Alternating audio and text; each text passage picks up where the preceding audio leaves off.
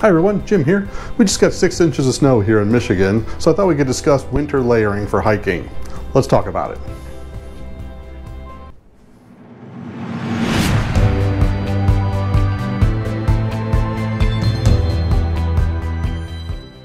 So if you've seen my other videos about hiking in the winter time, I really enjoy it. And one of the things that I really enjoy about hiking in the winter is that it's kind of an engineering problem figuring out how to dress for the weather. Basically you take in, the temperature, the wind speed, humidity, precipitation, put that into an algorithm, and you can figure out what to wear for each type of hike. So for me, that's half the fun, is figuring out what I'm going to wear and making sure that I don't overheat. Very seldom do I get too cold in the wintertime. It's usually that I've put too many layers on, and that's the beauty of layering, is that you can take them off. If you stick around to the end of this video, I wrote a little application that I'm giving away for free that'll help you with layering for the winter. So check it out and let me know what you think of it. So before we talk about layering, let's talk about materials. When you're hiking or any kind of activity, really in cold weather or wet weather, what you wear is important. And if you've ever done any type of survival training or been in scouts or anything like that, you may have heard the term that, cotton kills. And that's the same for hiking. Cotton is one of the materials you want to avoid, because when it gets wet, the fibers inside expand and it doesn't insulate anymore. So you end up with the water being pooled against your skin, which can cause hypothermia and other problems, and it's just not comfortable.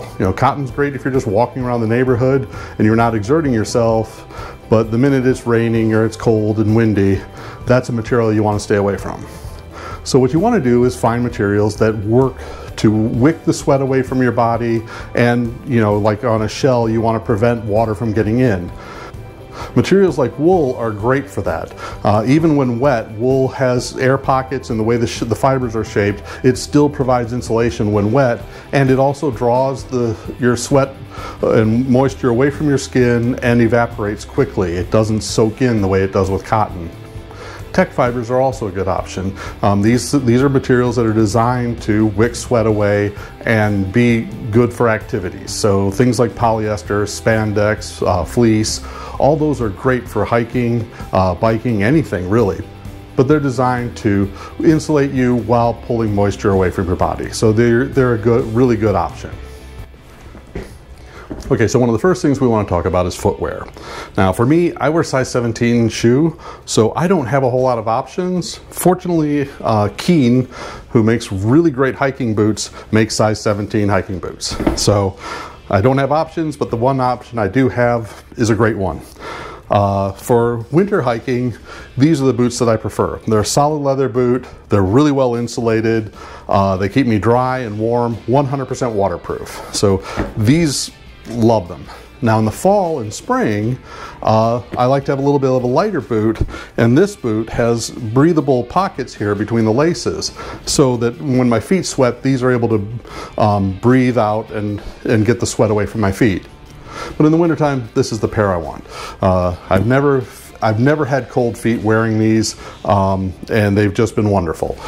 So if you're looking for something for real heavy winter hiking, I would definitely look for something that's a solid boot that doesn't have the breathable mesh in it.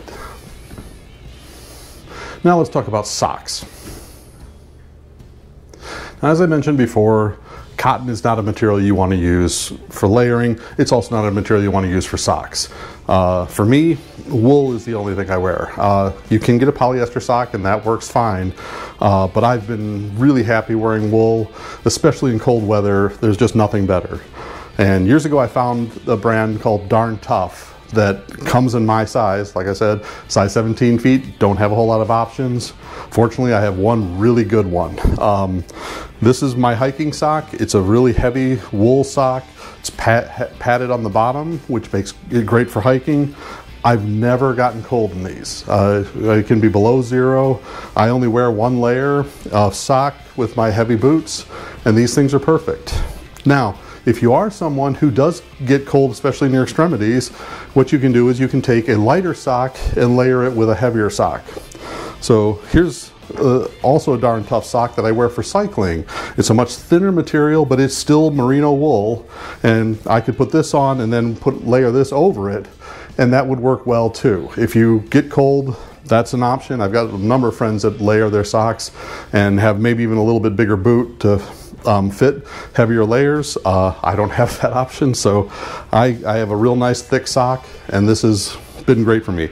The Darn Tough socks are expensive. They're a little over $20 a pair, but they do have a lifetime warranty, and I've never worn out a pair. I wear these for my daily. These are my business socks, and I've been wearing them for almost 10 years now. I've never sent a pair back. I've never had a pair wear out. I've got this pair is getting close. It's starting to get a little thin on the sides, so I'll be testing that guarantee out pretty soon. But to have all my socks last 10 years without any, even if it didn't have that kind of warranty, it's a great sock. All right, so now let's start talking about the real layers. Now the first layer I want to talk about is the base layer. Now the base layer is the one that sits snug against your skin. You don't want it too loose. You want it to be able to wick your sweat away. Definitely no cotton, and you want to have either a wool, polyester, you could use silk, usually thinner materials. If it's really cold, you can go to like a medium weight or even a heavy weight base layer like this. I personally don't like them. You start having fleece and it just doesn't wick the sweat away as well. So if you need a heavier weight, I tend to avoid these, and I would just double up on a thinner layer. Typically I would use like a polyester underneath and then a wool on top, which would give me really nice wicking, and also I don't think you can beat wool for insulation. This one is a new one that I just got from Duluth Trading, and it's got an integrated gaiter and a hood in it, which is, I've used it once on a windy hike, and this was really nice. Now for the legs, I pretty much only use wool.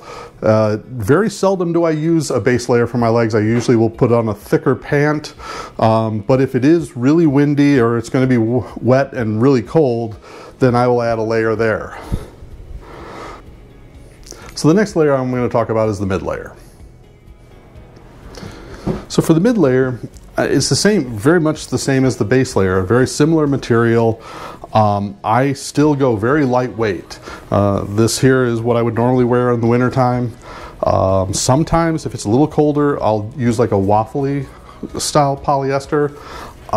You could also do a light fleece, but I tend to keep my mid layers really light and just layer on top of them. The advantage of layering is being able to insulate against the cold and the wind and the rain while remaining flexible. I mean, when you're hiking through the woods, the last thing you want to do is be binding up everywhere and not be able to move. So thin, lightweight materials work really well in layers. So rather than put a thick layer on, I would combine two layers to get a medium weight or a heavy weight layer. So next, let's talk about the insulation layer. Okay, so the insulation layer, as you get colder and colder, is the one that really you tune to keep you warm. The base layer, like I said before, you know, you can layer them up. I tend to go with a very thin base, very thin mid layer, but the insulation layer is where I might pick something thicker. So, you know, if it's like 30 degrees, I'm going to start out with a very thin fleece, and this will keep me warm, usually too warm. So when it gets down below 20 degrees, then I'd start going to a thicker fleece. This one actually has some wind protection in it as well. And if it gets colder than that, I might layer these two together. Especially if it's going to be windy or raining, I might want to layer up extra heavy and then, you know, and then carry a bag that I can then, you know, strip layers off. If it gets really cold, so when it gets below zero, that's when I start looking at my down jacket. This is 850 down. It packs up really nice. I can put it in a pack. So I could layer with these and then add this later, or I could start out with this if it was really cold in, say, early morning, but start warming up in the afternoon. This is really nice because I can take it off and put it in a pack that I'm carrying with me. Down is going to give you the most insulation value of anything. The one problem with it is if it gets wet, it starts losing its insulation. So, you know, fleece is much better at transferring water and things like that. Down is great in the middle. So if you're using down and it's raining or whatever, you're going to definitely want to make sure you have a shell on top of it to keep it dry. So let's talk about the shell. Okay, so these are my shells that I currently use. This is a really lightweight, basically a rain jacket. It's very thin, perfect for, you know, weather above 40 degrees, you know, maybe with a sweatshirt underneath or a fleece, something like that. This is more to keep wind and rain off of you than to insulate. It doesn't really provide any value there, but this is a Frog Togs.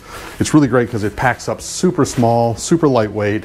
I can throw this in the backpack and not even notice it. But once it starts getting cold, this isn't any good. That's when I go to this.